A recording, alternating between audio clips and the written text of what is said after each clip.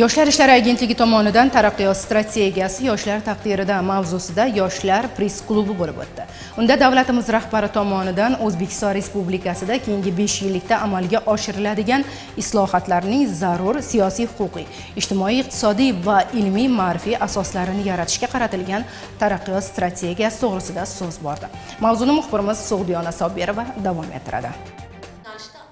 Kelgusi 5 yillikka mo'ljallangan taraqqiyot strategiyasi 7 yo'nalishdan iborat. Uning har bir yo'nalishda inson qadr-qimmatining ustuvorligi, sifatli ta'lim-tarbiya masalalari, fuqarolarning salomatligini saqlash uchun barcha sharoitlarni yaratish, ma'naviy ma'rifiy sohalarni rivojlantirish, global muammolarni milliy va mintaqaviy darajadagi yechimlarni topish, mamlakatimizda tinchlik va xavfsizlikni ta'minlash kabi bir qator masalalar aks etgan. Press-turda so'z olganlar strategiyaning har bir yo'nalishiga alohida to'xtalib o'tishdi.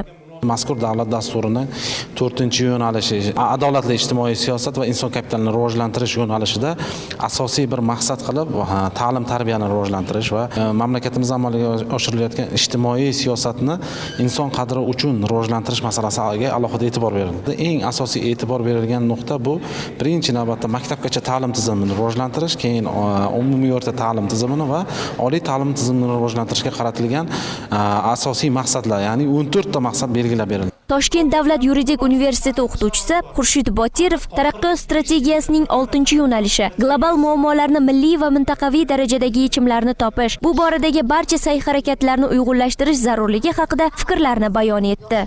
Yoshlar oldida tanlov imkoniyati juda ham oshdi. Ya'ni juda ko'p sohalarda monopoliya yo'qoldi. Ta'limdagi monopoliya yo'qoldi. Misol uchun bugun xususiy universitetlar ochilayotganligini ko'rishimiz mumkin, guvohi bo'lishimiz mumkin. Buni albatta iste'molchi o'zi baholaydi. Vaqt soati bilan ta'limdagi kamchiliklar ham bartaraf etiladi. Chunki bugun iste'molchiga, ya'ni biz yoshlarga imkoniyat beramiz, tanlov imkoniyatini. Press-klub yakunida esa ishtirokchilar o'zlari qiziqqan savollarga soha mutaxassislari tomonidan batafsil javoblar olishdi. Sug'diyona Sobirova, Javohir G'ayratov, Maftuna Saydullayeva, Hudud informatsion dasturi uchun.